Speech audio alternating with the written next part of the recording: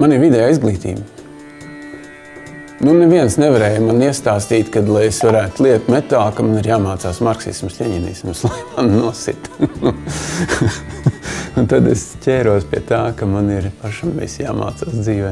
Ja tu tā ļoti cītīgi kaut ko gribi izdarīt, tu noteikti to vari izdarīt. Tas ir pilnīgi pierādījies dzīvē vairāk kārtīgi.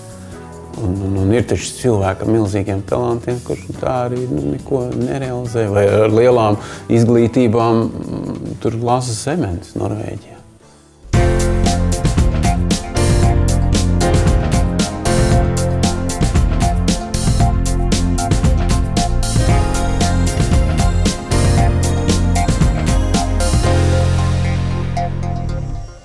Uzņēmums AR Module Factory ir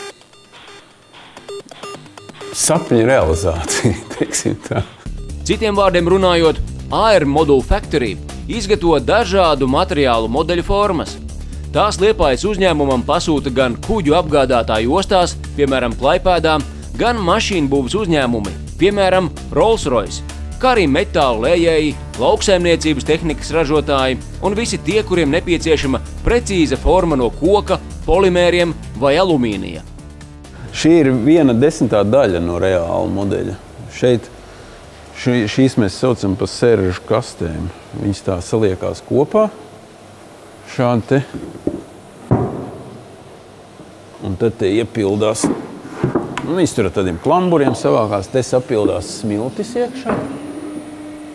Lai jūs saprotat to formēšanu. Un tad attājas vaļā, tā kā kūks cep bērni. Un te izņem ārā no smiltīm izveidot šādu te trubiņu, un tad ieliekot attiecīgā smilšu formā, šis te detaļā izveidos šādu te caurumu. Ja? Jo jāsaprot tā, ko visgrūtāk ir tā jāiztēlojās, ka tur, kur ir smiltis, tur nekas nebūs, un tur, kur ir tukšums, tur būs metāls. Tāds tas princips. Tas spektrs ir milzīgs. Pilnīgi jebkas, ja es teicu, pilnīgi jebkas, ko izlej no metāla, mēs varam. Tad tagad jau ir arī, kad mēs vienkārši taisam arī kokā vai plasmasā detaļas, kuras jau ir gatavas detaļas. Kaut vai tam pašam Liepājas teātrim mēs tur taisam dekorācijas ļoti daudz. AR Module Factory var lepoties ar vairākiem izpildītiem pasūtījumiem, kas nākuši no mākslas pasaules. Kā piemēru var minēt 3-metrīgo Daugavpils jeb Dinaburgas cietokšņa vārtu ērgli. Uzņēmumā tēlnieka Gļeba Panteļējeva autoru uzraudzībā tapis arī Ojāra vācieša portreta modelis, kas nu jau izkalts granītā un ir daļa no dzejnieka kapu pieminekļa, ko šovasar atklās Carnikovas Siguļu kapsētā. Paredzēts bija čugunā šo visu izliet, bet projekts pagaidām ir iestrēdzis. Šis ir modelis. Viņš ir,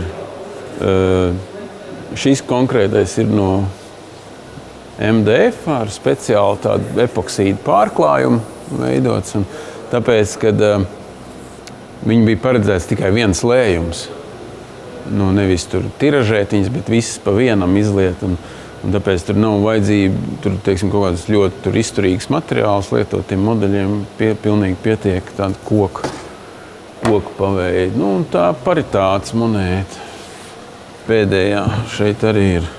Naudas ceļš viņš sauktos. Viņš Vecrīgā tur iet galvenokārt pa Vaļņu ielu, cik es sapratu. No Latvijas bankas līdz kurienei es tā nesapratu. Vienkārši kanalizācijas lūks esošās vāki tika nomainīti pret šādiem vākiem.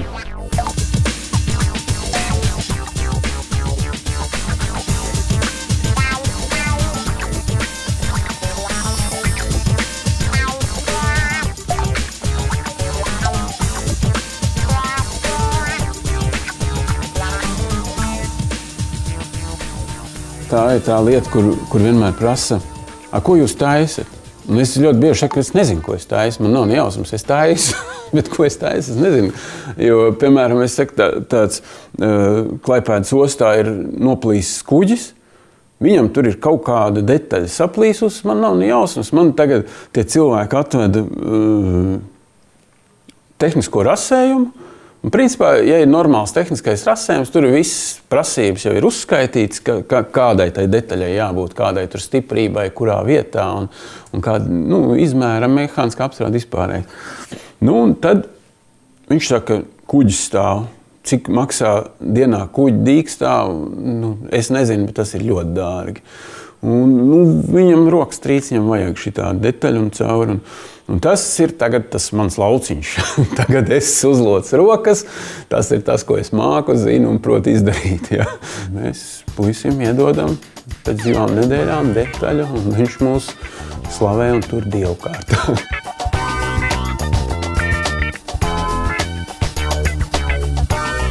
Nopirkt ilustrēto zinātni, ka Rolls-Royce ir uzbūvējis Anglijā supermodernu zemūdeni, kur tur super iekārtām un visu, un tā zemūdeni nofotografēta ilustrētā zinātnē uz vāku, un es ieraugu, johaidī, mūsējā dzenskrūva.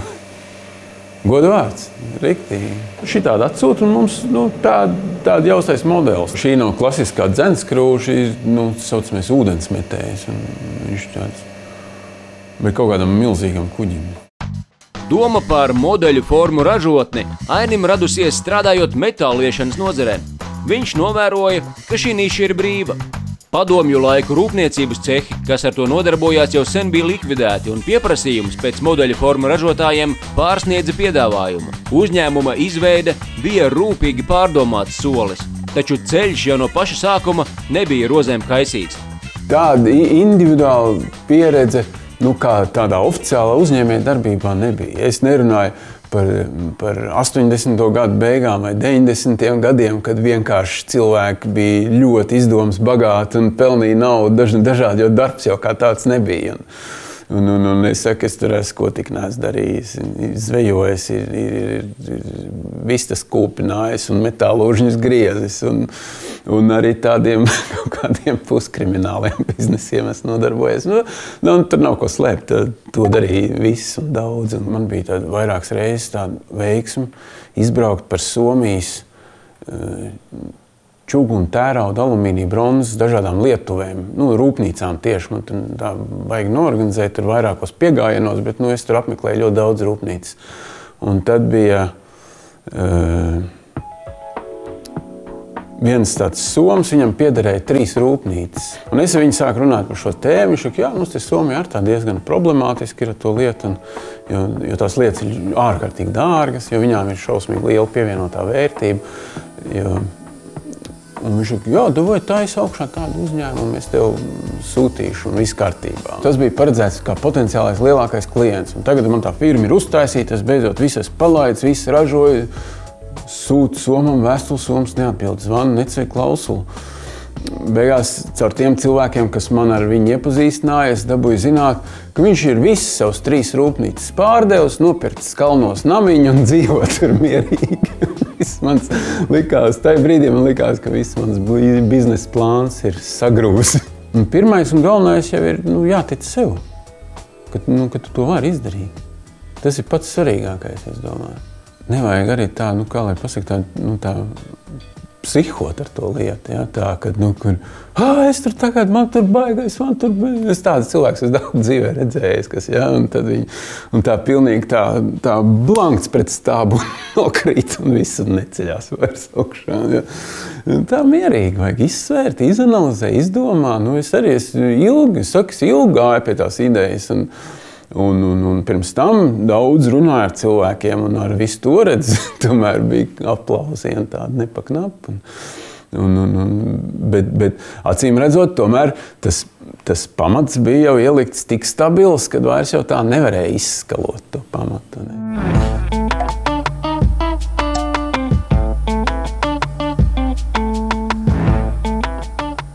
Mēs pat necenšamies konkurēt ar cenu. Mūsu trumps vairāk ir tas, ka mēs spējam ātri to izdarīt. Man pat ir bijis, ka es pats uzlocu rokas un nāku un visu nakti kaut ko te daru tikai tāpēc, lai klientam parādītu, ka mēs varam. Viņš man iedod piekdienā, viņš saka, tu vari uz pirmdienu uztaisīt? Es saku, jā, varu. Pēc tam es sēžu un domāju, kā lai es to uztaisu līdz pirmdienai. Un tad 2 negulētas nakts un mēs ar kolēģi pa 2 un pirmdienā viņš saka, jā, es neticēju, ka jūs uztaisīsiet. Un viss kārtībā. Un vairāk jau viņam nav tāda, nu, ka, teiksim, tur tik nenormāli steidzam vajag, bet viņš zina, ka mēs varam. Ja? Viņš pastāsta tālāk, viņi var, viņi baigi tur. Ja man ir jābūt 12. septembrī, 11.00 tam modelim tur prom, tad viņam tur ir jābūt, vai tur lūst vai plīst. Un tāds milzīgs risks, jo darbgalds ir darbgalds, viņš ir mehānisms un viņš salūst. Un kas notiek tad, ja es norauju to pasūtījumu? Tad mēs krājām naudu, un tad mēs nopirkām otru darbgaldu, tādu pašu, bet 2 reizes lielāku. Mēs ļoti liels detaļas uz viņu varam taisīt.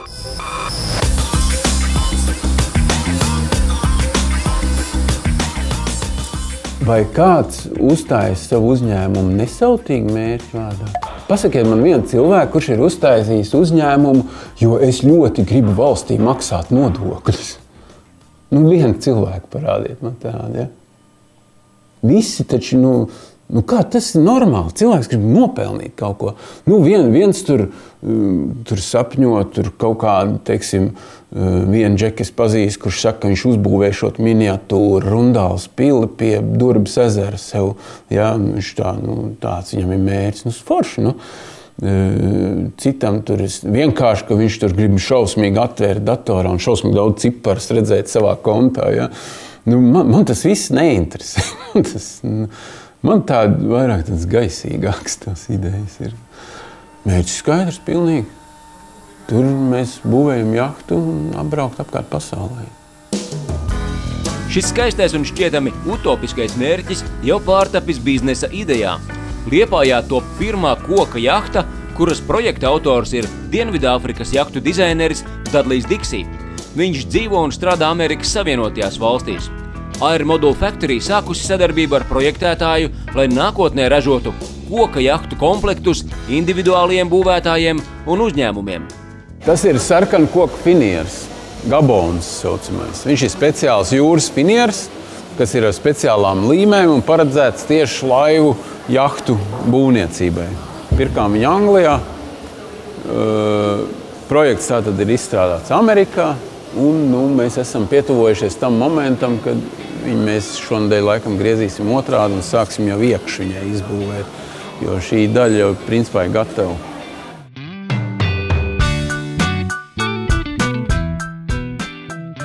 Es kaut kā biju iedomājies no sākuma, ka es sākušu tos modeļus taisīt, pat cik es pats visu laiku arī ar to metālu liešanu nodarbojos. Es biju iedomājies, ka es kaut kā attīstīšu tādu arī, sākšu kaut kādu mazu krāsniņu nopirkšu un kaut kādas mazas detaļiņas liešu un tad tā vien vairāk, jo es gribēju tādu metālu lietu uztaisīt tādu. Un tagad jau es tā domāju, ka tas tāds mērķis pa mazu bija, kad kaut ko vairāk vajag. Nezinu. Jā, varbūt, ka mēs būvēsim jahtas. Tas ļoti bīstam, jā, tur var izveidoties tāda situācija, kad viss aiziet pa burbuli. Bet uzņēmējdarbība, man liekas, balstās uz risku vispār kā tādu. Risks bija arī vispār, nebija tik liels tas risks. Atvērt šādu uzņēmumu kā tādu. Bet viņš sev attaisnoja, viennozīmīgi viņš sev attaisnoja.